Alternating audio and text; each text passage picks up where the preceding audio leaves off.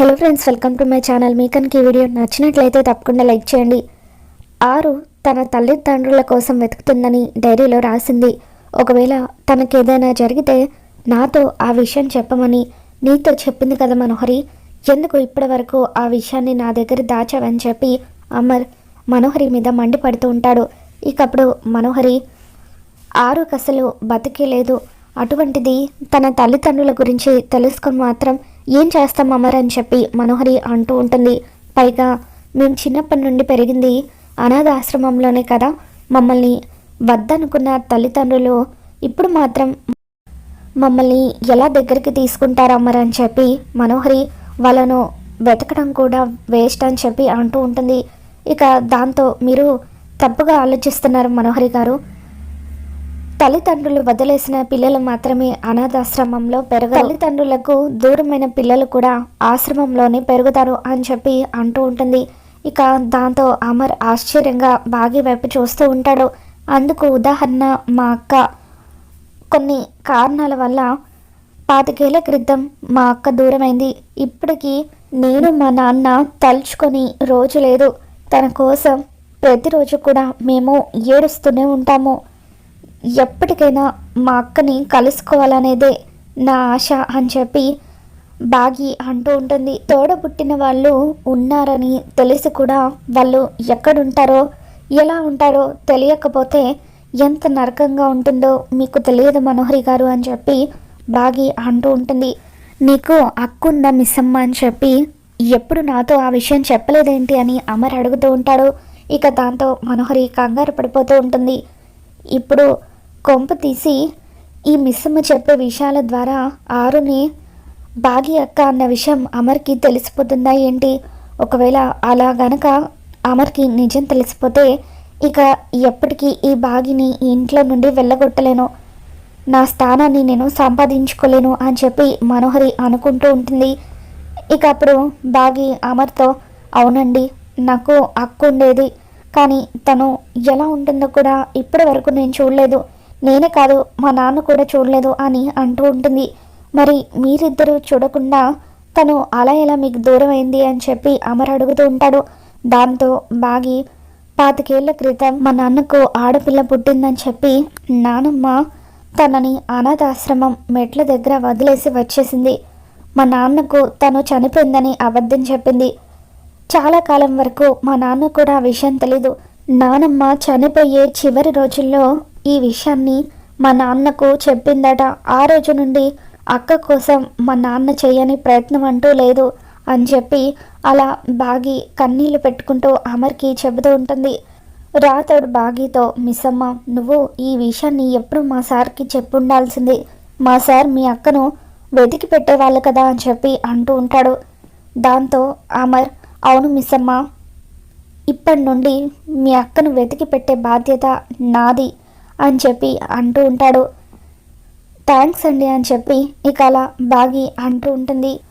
ఎట్టి పరిస్థితుల్లోనూ అమర్కి ఆరు బాగి ఇద్దరు కూడా అక్క చెల్లెళ్ళన్న విషయం తెలియకూడదు, తెలిసేలోపే బాగిని ఇంట్లో నుండి వెళ్ళగొట్టించాలి అని చెప్పి మనోహరి మనసులో అనుకుంటుంది. వసే మనో, ఈరోజు నువ్వు తప్పించుకోవచ్చు, కానీ ఏదో ఒకరోజు నీ నిజ స్వరూపం బయటపడి తీరుతుంది, ఆయన నిన్ను వెళ్ళగొట్టే రోజు వస్తుందని చెప్పి ఆరు మనసులో అనుకుంటుంది. ఇక తెల్లవారుతుంది. తెల్లవారగానే ఉదయం ఇంటి ముందు బాగి ముగ్గు వేస్తూ ఉంటుంది. ఇక అప్పుడు ఆరు, అలా కాదు మిస్సమ్మ, ఇలా వెయ్యి అని చెప్పి బాగికి ముగ్గు ఎలా వేయాలో నేర్పిస్తూ ఉంటుంది. ఇక అలా ఆరు చెప్పినట్టుగా బాగి ముగ్గు వేసి రంగులు దిద్దుతుంది. ఇక ఆ ముగ్గును చూసి బాగి ఎంతగానో మురిసిపోతూ ఉంటుంది. ఆయనకి ఇంటి ముందు ఇలా రంగులతో ముగ్గు వేస్తే ఎంత ఇష్టమో అని చెప్పి ఆరు మనసులో అనుకుంటుంది. ఇక అలా బాగి ముగ్గు వేయడం పూర్తయిన తర్వాత అమర్ ఆఫీస్కి వెళ్ళడం కోసం అని చెప్పి రెడీ అయ్యి బయటకు వస్తూ ఉంటాడు. చేతికి అలా వాచ్ పెట్టుకుంటూ కిందకి చూసుకోకుండా ముగ్గు తొక్కబోతూ ఉంటే అప్పుడు బాగి ఆగండి ఆగండి అని చెప్పి అమర్ని ఆపుతూ ఉంటుంది. ఇక అలా అనుకోకుండా స్లిప్ అయ్యి అమర్ పడబోతూ ఉంటే బాగి గట్టిగా అమర్ని హత్తుకున్నట్లుగా పట్టుకుంటుంది. దాంతో నా కళ్ళ ముందే మిస్సమ్మ మా ఆయన్ని పట్టుకుంటుంటే నేను చూడలేకపోతున్నాను అని చెప్పి ఇక అలా గట్టిగా కళ్ళు మూసుకుంటుంది. నేను మిమ్మల్ని ముగ్గులోకి దింపాలని ముగ్గు వేస్తే పడిపోయారేంటి అని చెప్పి బాగి అంటూ ఉంటుంది. దాంతో అమర్ సీరియస్గా ఏంటి ఇప్పుడు ఏమన్నావు మిస్ అమ్మ అని చెప్పి అంటూ ఉంటాడు. ఏం లేదండి, నేను ముగ్గు వేశాను కదా, మీరు చూసుకోకుండా తొక్కబోతూ ఉంటే మిమ్మల్ని ఆపాను అని చెప్పి బాగి అంటూ ఉంటుంది.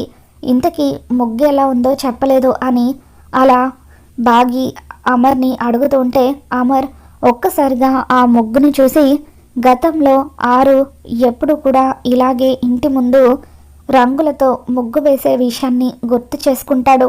ఇక అలా బాగి ముగ్గు చూడగానే అమర్కి ఆరు గుర్తుకు వస్తుంది. అలా ఎమోషనల్గా ఏమీ మాట్లాడకుండా అమర్ వెళ్ళిపోతాడు. ఇక దాంతో వెనకాల వచ్చిన రాథోడ్, అసలు మీ సార్ ఏమనుకుంటున్నారు రాథోడ్, నేను అంత అందంగా ముగ్గు వేస్తే కనీసం ఒక కాంప్లిమెంట్ కూడా ఇవ్వలేదేంటి అని చెప్పి అంటూ ఉంటుంది. ఇక అమర్ వెనక్కి వచ్చి ముగ్గు చాలా బాగుంది మిస్ అమ్మ అని చెప్పి అంటూ ఉంటాడు. ఇక అమర్ అలా పొగడ్డంతో బాగి ఎంతగానో ఆనందపడిపోతూ ఉంటుంది. మిస్ అమ్మ ముగ్గు సూపర్గా వేశావు, నిజం చెప్పాలంటే మా అమ్మగారు ఎలా వేసేవారో అచ్చం అలాగే వేశావు అని చెప్పి అంటూ ఉంటాడు. ఇక దాంతో బాగి ఈ ముగ్గు నాకు పక్కింటక్క నేర్పించింది, ఇప్పటి వరకు తను కూడా ఇక్కడే ఉంది అని చెప్పి అంటూ ఉంటే ఇకప్పుడు రాథోడ్ నీ పక్కన మాకు ఎవరు కనిపించలేదు కదా మిస్ అమ్మ, అయినా ఆ పక్కింటి ఆవిడ ఎవరో కానీ ప్రతిసారి నీకే కనిపించడం ఏంటో అని చెప్పి రాథోడ్ అంటూ ఉంటాడు. ఇక ఆ తర్వాత బాగి ఏమండి ఒక్కసారి నాన్నని చూడాలనిపిస్తుంది, హాస్పిటల్కి తీసుకువెళ్తారా అని చెప్పి అంటూ ఉంటే సరే మిస్ అమ్మ త్వరగా రెడీ అయ్యిరా, మీ నాన్నను కలిసిన తర్వాత నిన్ను ఇంటి దగ్గర దించేసి నేను ఆఫీస్కి వెళ్తాను అని చెప్పి అమర్ అంటూ ఉంటాడు. 5 నిమిషాల్లో వస్తాను అని చెప్పి బాగి లోపలికి వెళ్ళి రెడీ అయ్యి వస్తుంది. ఇక అలా అమర్ బాగిని రామ్మూర్తి దగ్గరికి తీసుకుని వెళ్తాడు. రామ్మూర్తి స్పృహలోకి వస్తాడు. రామ్మూర్తికి పదే పదే పెద్ద కూతురు గుర్తుకు వస్తూ ఉంటుంది. ఇక అమర్ బాగి ఇద్దరు రామ్మూర్తిని కలిసిన తర్వాత నాన్న ఇప్పుడు నీకు పర్వాలేదు కదా అని చెప్పి బాగి అంటూ ఉంటుంది. పర్వాలేదమ్మా, కానీ నాది ఒకే ఒక బాధ, అదేంటంటే నేను చనిపోయేలోగా మీ అక్కని నేను కలుసుకోవాలి, పదే పదే తను నాకు గుర్తొస్తుంది అని చెప్పి అంటూ ఉంటే సార్ మీరేం కంగారు పడకండి సార్, మిస్ అమ్మ నాకు అంతా చెప్పింది, మీ పెద్ద కూతురు ఎక్కడున్నా సరే తనని తీసుకొచ్చే బాధ్యత నాదే అని చెప్పి అమర్ అంటూ ఉంటాడు. ఇక ఆ తర్వాత అమర్ డాక్టర్తో రామ్మూర్తి కండిషన్ గురించి మాట్లాడతాడు. ఇప్పుడు ఆయనకి అంతా బాగానే ఉందండి, మరొక 2 రోజుల్లో డిశ్చార్జ్ కూడా చేస్తామని చెప్పి డాక్టర్ అంటూ ఉంటారు. ఇక ఆ తర్వాత సరే పదమిస్తమ్మ నేను ఇంటి దగ్గర డ్రాప్ చేసి నేను వెళ్ళిపోతానని చెప్పి అమర్ బాగిని ఇంటి దగ్గర డ్రాప్ చేస్తాడు. మరోవైపు గుప్తా యమపురి నుండి తిరిగి వస్తాడు. ఇకప్పుడు గార్డెన్లో ఆరు ఒంటరిగా నిలబడి బాధపడుతూ ఉంటుంది. ఏమైంది బాలిక, ఎందుకు అలా బాధగా ఉన్నావు, ఇక్కడ నేను లేనప్పుడు జరగకూడదు ఏమైనా జరిగిందా అని చెప్పి అడుగుతూ ఉంటాడు.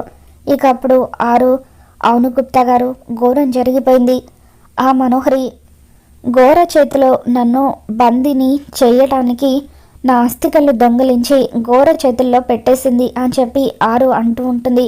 ఎంత పని జరిగిపోయింది బాలిక, అందుకే నిన్ను మా లోకానికి రమ్మని చెప్పాను, కానీ నువ్వే రానంటూ మొండికేశావు, ఇప్పుడు చూడు ఆ అస్థికల్ని అడ్డు పెట్టుకుని ఘోర ఏం చేయబోతున్నాడో ఏంటో, ఇప్పటికైనా మించిపోయింది ఏం లేదు, రా బాలిక మా లోకానికి వెళ్ళిపోదామని చెప్పి గుప్తా అంటూ ఉంటే లేదు గుప్తా గారు, ఆ మనోహరి వల్ల నా కుటుంబానికి హాని ఉందని తెలిసిన తర్వాత కూడా నన్ను మీ లోకానికి ఎలా రమ్మంటున్నారు గుప్తా గారు, నేను నా పిల్లల్ని వదిలేసి ఎలా రాగలను అని చెప్పి ఆరు అంటూ ఉంటుంది. మరైతే ఇప్పుడు నువ్వు కనుక ఇక్కడే ఉంటే ఆ ఘోర బారి నుండి నిన్ను నేను కూడా కాపాడలేను బాలిక అని చెప్పి అంటూ ఉంటాడు. ఇప్పుడు ఏం చేద్దాం గుప్తా గారు, దయచేసి మీరే ఏదో ఒక మార్గం చెప్పండి, ఈరోజు సాయంత్రం వరకు ఘోర దగ్గర నుండి ఆ అస్థికలు తీసుకుని రాకపోతే నేను ఘోర చేతుల్లో బందీనైపోతాను, నన్ను అడ్డు పెట్టుకొని ఆ ఘోర ఏం చేయిస్తాడో తలుచుకుంటేనే భయంగా ఉంది, ప్లీజ్ గుప్తా గారు ఏదో ఒక మార్గం చెప్పండి అని ఆరు అంటూ ఉంటుంది. ఇక దాంతో గుప్తా ఇక ఆలోచించడానికి ఏం లేదు బాలిక, ఒక్కటే మార్గం, అదేంటంటే మీ చెల్లెలు బాగికి నిజం మొత్తం చెప్పేయడం అని చెప్పి అంటూ ఉంటాడు. ఏంటి గుప్తా గారు మీరు అనేది, ఇప్పటి వరకు నేను ఆత్మ అన్న విషయం బాగీకి తెలియకూడదన్నారు కదా, మరి ఇప్పుడేంటి ఇలా అంటున్నారని చెప్పి అంటూ ఉంటే, బాలిక ఇప్పుడు నిన్ను ఘోర బారి నుండి రక్షించేది ఆ బాలిక మాత్రమే. ఆ బాలిక మాత్రమే ప్రాణాలకు తెగించి ఆ అస్థికల్ని తీసుకొని రాగలదు. ఈ విషయంలో నేను కూడా నీకు ఎటువంటి సహాయం చేయలేను. అందుకే తనకు నిజం చెప్పడం తప్ప మరొక మార్గం లేదు. నువ్వు ఆ పిల్లల తల్లివని ఆ బాలికకు తెలిస్తే ఖచ్చితంగా ఆ బాలిక నీ కోసం ఆ ఘోరతో పోరాడైన ఆ అస్థికలు తీసుకొని వస్తుంది. అందుకే ఈరోజే తనకి నువ్వు ఆత్మ అన్న విషయం చెప్పేయి. ఆ అస్థికలు ఆ బాలిక తీసుకువచ్చిన తర్వాత అప్పుడు నిన్ను మా లోకానికి తీసుకెళ్ళిపోతాను అని చెప్పి అంటూ ఉంటాడు. ఇక దాంతో ఆరు గుప్తా చెప్పిన మాటల ప్రకారం బాగీకి తను ఆత్మ అన్న విషయం చెప్పడానికి సిద్ధపడుతూ ఇక బాగీకి బాధ్యతలన్నీ అప్పగించి మనోహరి కుట్ర అంతా కూడా బయటపెట్టి గుప్తాతో యమలోకానికి వెళ్ళడానికి సిద్ధమవుతూ ఉంటుంది.